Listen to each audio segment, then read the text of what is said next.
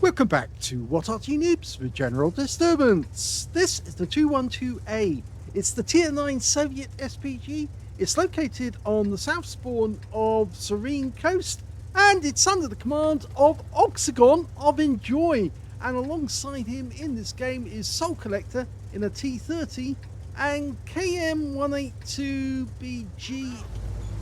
He's in a Waffenträger. Now, I think actually that's maybe Tramsy, I'm not sure, but I think that might be Tramsy. Well, we'll find out later on, maybe. Okay, 212A. It's basically based on the KV220 hull, so it's an Arty that was never built, because of course the KV220 was one of the precursors before they got to the KV3. It was basically a KV1 with extra armor on top of it.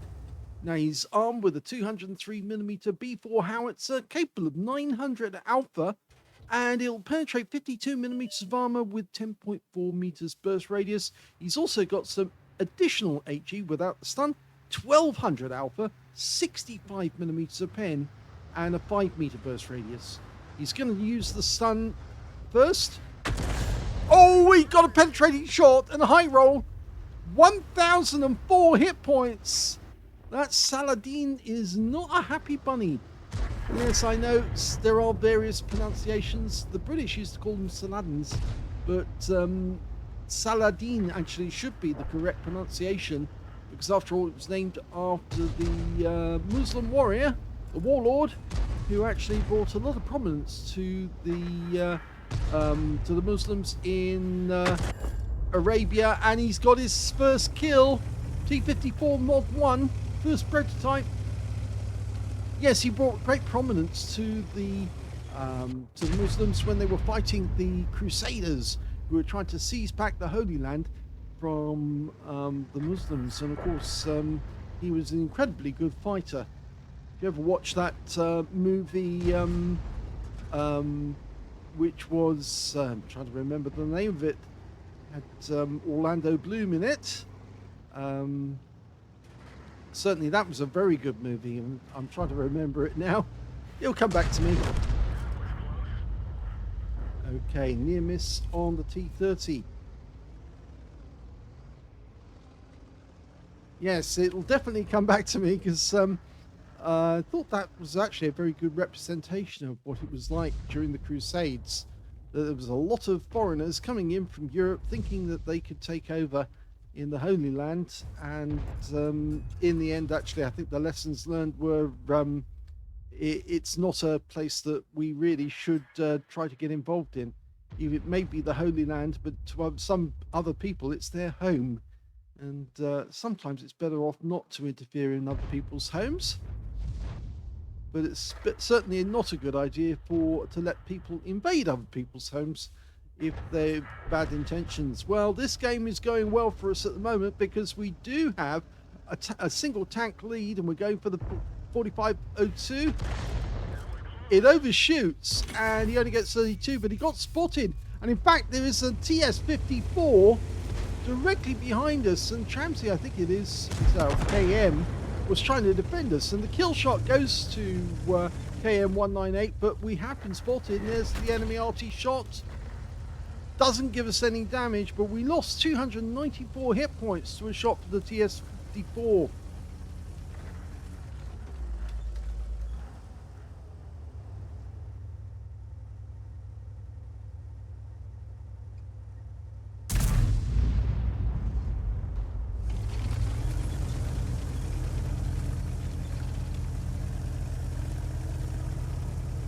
Okay, well, I did actually have a quick look in my video library, which is just across my desk, and it's The Kingdom of Heaven is the name of the film that I was trying to remember. It's funny that I couldn't remember it, but it was actually a very good film. Okay. We're back to the same old position again. It's a well-used firing position, this one. That's one of the problems, actually. Rounds out. Splash the 430. It is a well-used position. Of course, that does attract attention, because the enemy Arty, if he's anything any good at all, will actually know that that is a frequent position used by Arty, and they'd probably try to counter battery you. Just like they know that the corresponding spot on the other side of the battlefield, A7, is also well used, and we've been spotted again. Oh, we can see the turret of that TS-54 was literally blown clean off. We're trying to move away from the position where we were spotted. We don't know who actually spotted us there, but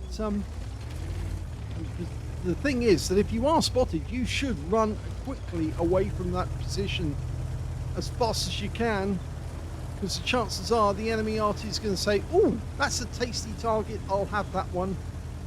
And Artys don't have a lot of hit points, so they can be taken out fairly quickly. Okay, he's loading an extra stun, or an extra HE round. So he's quickly popped that load in straight away. He is loaded now, even though the countdown's actually started again. So he's ready to go, and he spotted the T30. Now he needs to get extra damage. Oh, he got 427 from a direct hit. Now the timer's actually now showing it's loaded, but in fact it's not. It's loading another round of the non-stun HE. I think that's the fault with the mods, actually, that it actually shows as loaded when it's not, just because you use the intuition to switch shells.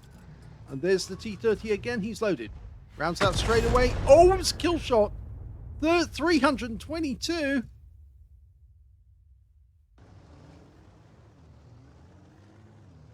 Okay. Oh, our Waffle took a bit of a hit there. The Waffenträger. Oh, and he fires one back. In fact, actually, he takes out the 4502, who's the guy who was spotting him. There's still one Arty on the enemy team. It's the batch at 155.58. Lining up a shot in the AC. Yep. Oh, it's a kill shot. 728 hit points from that one alone. So the non-stun HE is actually having a dramatic effect upon these enemy tanks.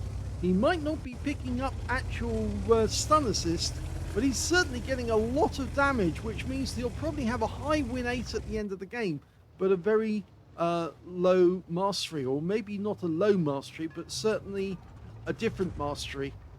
Now he's having difficulty trying to resolve the problem there, and the biggest problem is actually the railway wagons, which are in the way, and that's preventing him from getting a shot. He's much better off firing long range at this T95.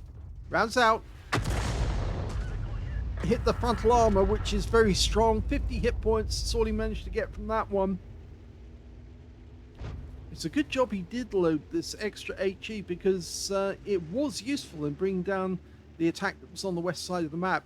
It might be a good idea for him to relocate between shots to actually move a bit further north, because the enemy still has an Arty, and they could take him out if they can work out where he is, but I think they're more interested in our tanks at the moment. Oh, he's got another kill! The Panzer 58 Mutz, the Swiss tank, has gone down. No, it wasn't made of chocolate. T95 just fired his 155mm, so he's in reload for a little while. But he's the last tank on the enemy team.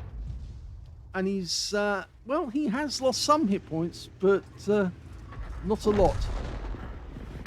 Now he's lost some more. 233, and that's assist. Or was it? No, it wasn't assist, actually, because it didn't penetrate. Actually, just did a critical hit to him. Okay, this is unusual.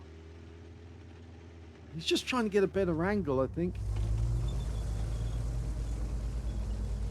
Okay, now would be a good idea to head north.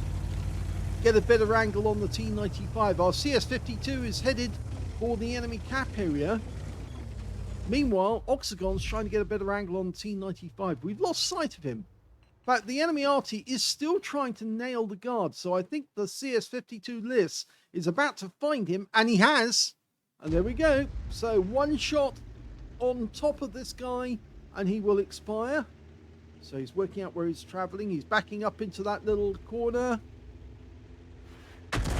Gets a... It was a direct hit, funnily enough, but it didn't kill him. But that did. Liss claims the kill. And now there's only one enemy left out of the 3, so it would be a good idea to head to the cap and help the CS52 list to end this game. The T95 is still fairly healthy, but, well, he's got a quarter of his health left.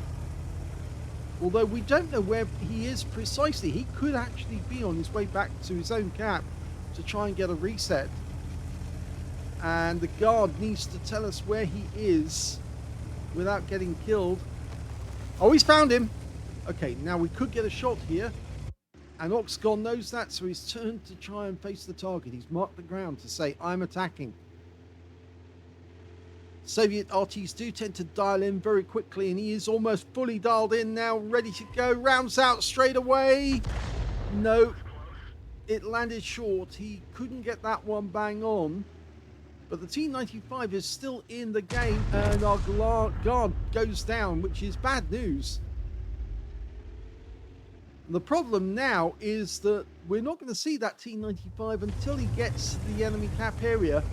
So it would be a good idea for Oxagon to go to the cap and help complete the cap quickly.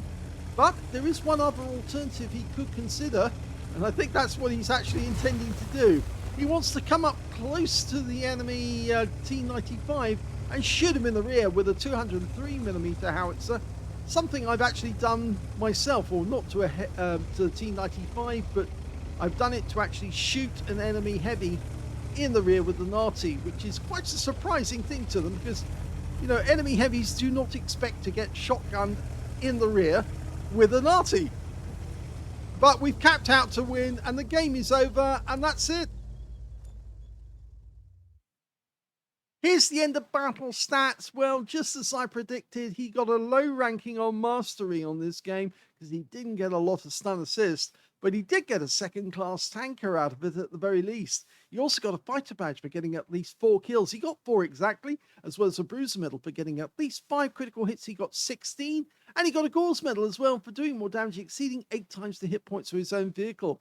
His win rate from that game was high, 5,112, Super Unicum standard. Well, that's down to the fact that he did a lot of actual damage to the enemy rather than getting stun assist.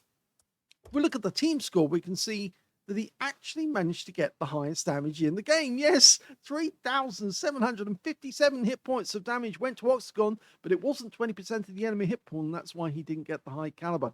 Second highest damage actually went to the T-54 on the enemy team, the guy who actually did shoot him as well. 3,721 hit points of damage went to that guy. And in third place, we had the guard, who bravely tried to keep the T-95 in sight so he could then spot for the team. He got 3,573 hit points of damage. When it came to kills, it was shared because 4 tanks in that game managed to get 4 kills. Firstly, you have Oxagon, who managed to get 4. Then we have the Waffenträger auf Panzer IV, which is down here as Cork Lobder, but I think it was Soul Collector showing actually on the list. So, yes, I think that's who it actually was. He got 4 kills. And then 4 kills went to the Object 430 on the enemy team and their T95, the last member of their team still alive. When it came to base XP, he's a little further down the table in 4th place because the guard managed 1,126, and that's mainly down to the fact that he did a lot of spotting, 1,362 hit points of spotting assist alongside a nice amount of damage, actual damage, so that's why he did well. And in 2nd place, we've got the CS52 Liss, who actually got an invader because, of course, he capped out to win. 1,029 went to him. And then we have Soul Collector with 952 and Oxagon with 921. At least I think that's Soul Collector. Pretty certain it is.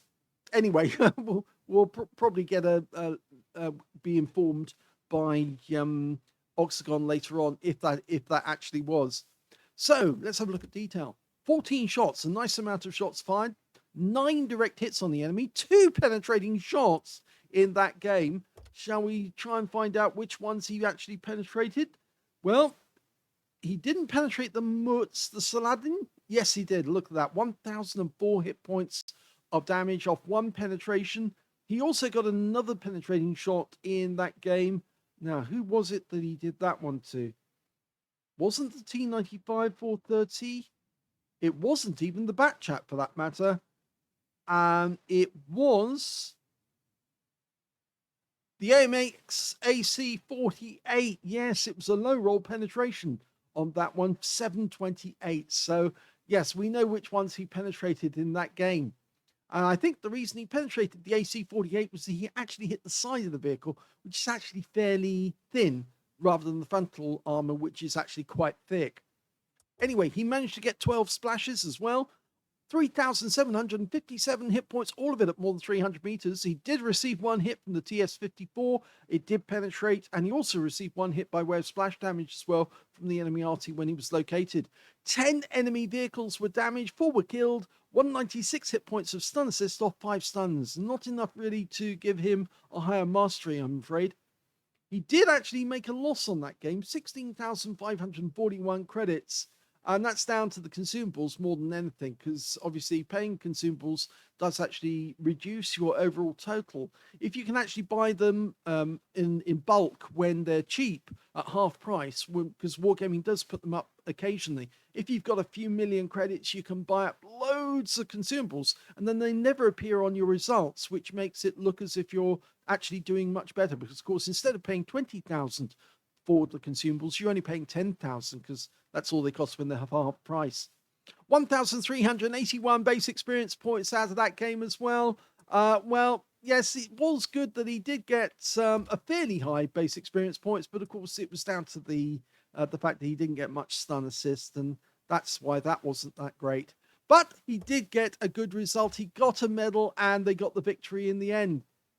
If you enjoyed that replay, please give this video a like, do subscribe to our channel, leave a little comment down below because it feeds the algorithm, and thank you for watching!